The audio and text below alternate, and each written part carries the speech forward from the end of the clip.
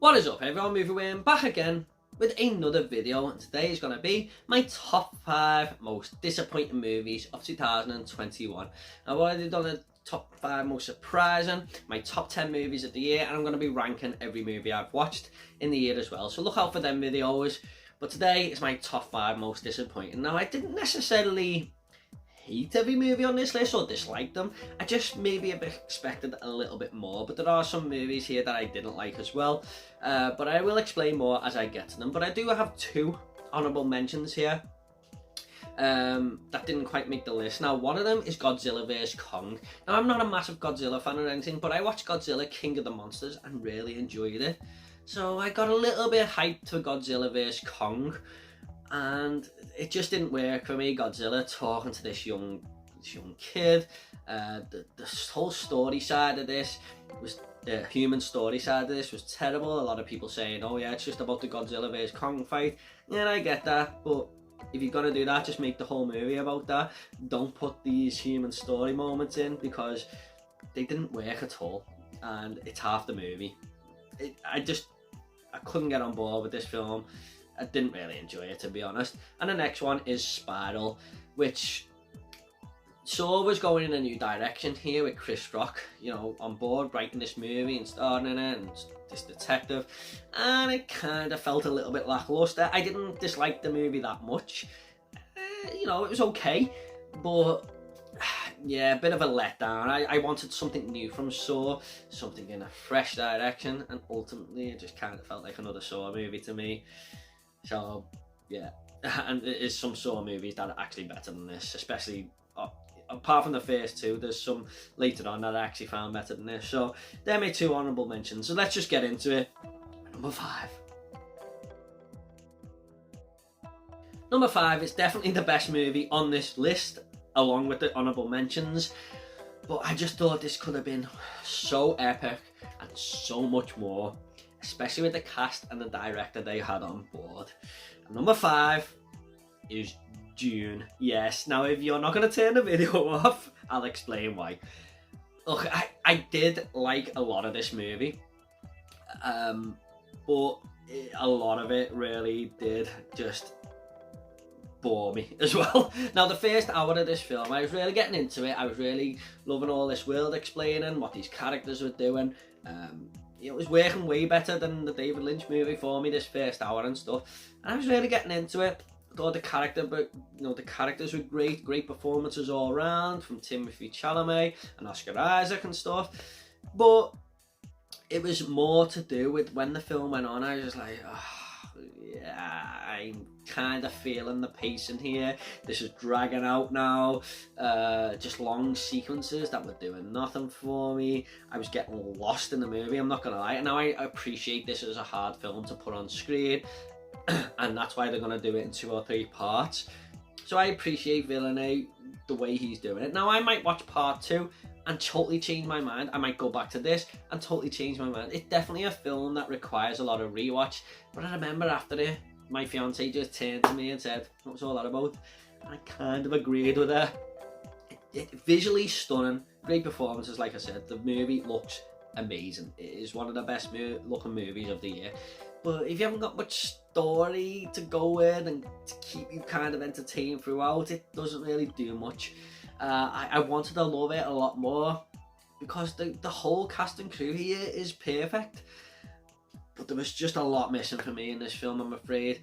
But I felt this way about the first Lord of the Rings movie way back in the day when I went and watched it, and now I think it's a 10 out of 10 masterpiece. So I'm hoping I feel like this when we get the other 2 parts of the Dune era from Villeneuve. But for now, I thought it was pretty disappointing. However, it's not one of my most disliked movies of the year or nothing. I still give it a 7.5 in my review, but I just expected epicness and I didn't quite get it.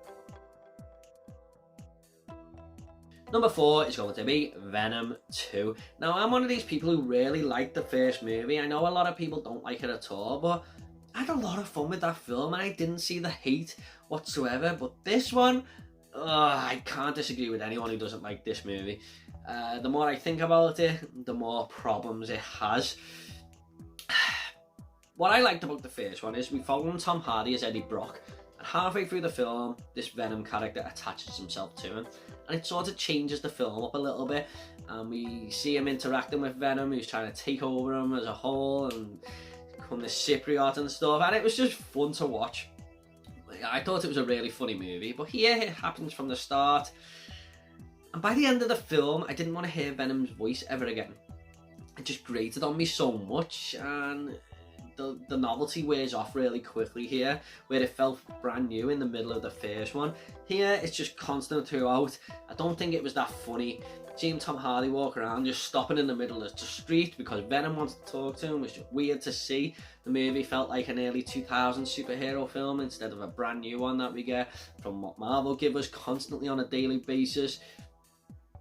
A lot of this film didn't work for me. They're bringing his old flame back, who they explored in the first movie, but they bring her back as the love interest in this one. It's never going to happen between the pair, so why are we even bothering? How am I going to get invested as a viewer into that? It was a poor superhero movie and a bit of a letdown for me personally, because I loved the first one so much. So yeah, Tom Hardy is definitely miscast as Eddie Brock as well. He could have been such a cool MCU villain, or superhero even, but he's stuck with this Venom character now, and I just feel like that's a missed opportunity for such a great actor. So number 4 is Venom 2, Let There Be Carnage. By the way, Woody Harrelson was the bright spot of this movie. I thought he was good as Carnage, but overall, a real letdown. Number 3 is going to be The Conjuring Part 3. Now, I knew James Wan wasn't on board going into this, which kind of lowered my expectations a little, but I didn't expect to dislike this movie as much as I did. Wow, this was just jump scare city from what you see from every single horror movie that seems to come out these days. Well, not everyone, but you know, the ones that don't get talked about as much because they're so generic. This went down that route. It was just trying so hard. I seen every jump scare coming, but what I hated about this movie so much is that they bring Vera Farminger's character to be like this superhero type person. I mean, she can just go to this crime scene and see everything that happened by touching things. That's a superhero. That is not a police detective or a ghost detective or whatever she is in this film. It's just so stupid and silly, and it's trying to be serious when doing this. I couldn't get on board with that whatsoever. I really didn't like this film. It was a good true story that really did happen, and I like the way they incorporated that into the Conjuring universe. But ultimately, I was just remembering, I want this film to finish. I don't like it whatsoever, and you really did feel a loss of James Wan here, who went on to direct a way better movie than this in 2021 in *Malignant*. So I think he got out just in time there. So it could have been great if Wan was on board, don't get me wrong. But number 3 is The Conjuring Part 3, The Devil Made Me Do It.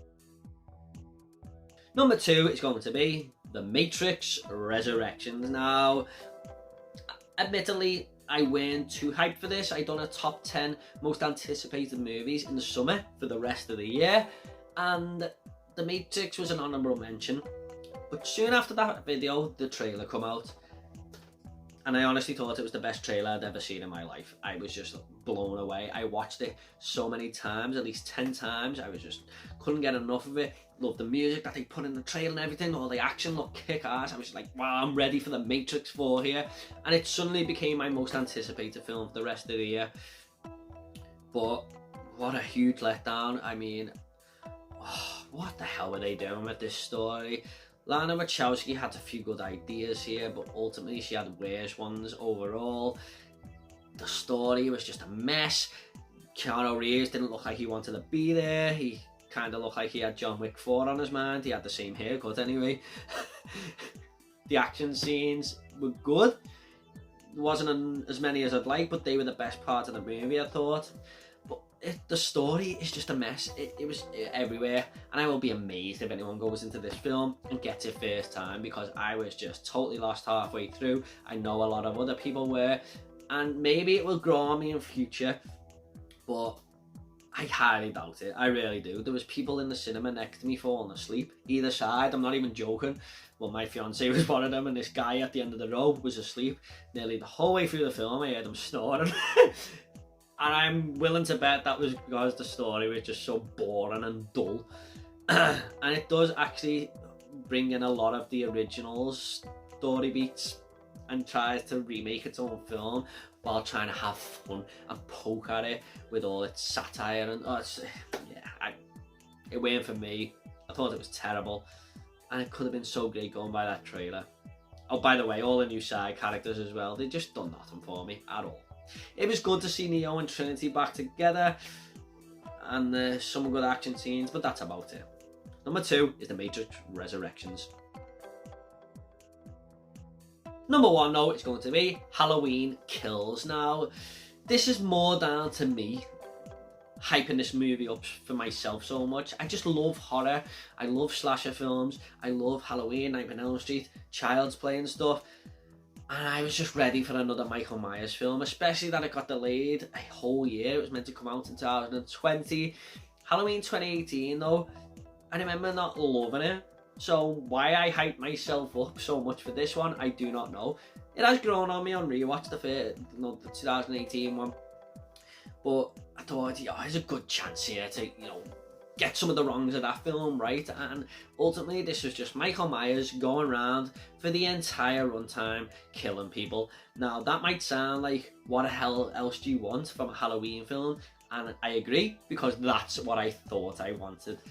But after like 30 minutes, this grew so tiresome. There was no story, really, apart from a bunch of people in Haddonfield hunting them down, wanting to kill him. And the guy from the Breakfast Club, I'm really sorry I forgot his name, was a terrible character in this. All he kept shouting was, "Evil dies tonight! Evil dies tonight!" And I was like, man, shut the fuck up. I hope Michael Myers kick your ass and just kills you quickly so I don't have to hear you say that again. And we were someone we were meant to get behind. Jamie Lee Curtis is hardly in the movie. She's just like a background character in this. The best thing about it was Michael Myers, though. I thought this was a really great version of him, and he is brutal in this movie. When the kills are done, they're done right, but it just comes very, very repetitive. I didn't dislike the movie. I thought it was bang average. It's not in like my worst movie. If I was done a top 10 worst movies of the year or anything, it wouldn't be anywhere near it. But I was just kind of disappointed with this. I just wanted it to be so much more. By the way, though, what I will say is when they go back to the 70s and recreate some of the moments from the original Halloween on that night, and the makeup design with Donald Pleasance's character, Dr. Loomis, what they did there was amazing. So it does have some good things going for it, but there's just more bad that outweighs the positive for me. So yeah, not one of my favourite Halloween movies by any stretch. So number 1 is Halloween Kills, and this was actually my most anticipated movie of the year when I done that top 10 most anticipated movies list. This was number 1. So yeah, I mean, it was Candyman, but when I watched Candyman, that's when I done the list, and Halloween Kills was first, and it was a huge disappointment for me. So number 1 is Halloween Kills. Okay guys, I hope you all enjoyed this video. What movies disappointed you this year? If you want to leave them down below, I'll get back to you all, I promise. What did you think of this list? Do you agree? Do you disagree? A lot of you are disagreeing with Dune. I know a lot of people love that movie, but I'm just giving my personal opinion here. I'd rather be honest with you guys. So thanks so much, everyone. Take it all easy. I'll see you all next video.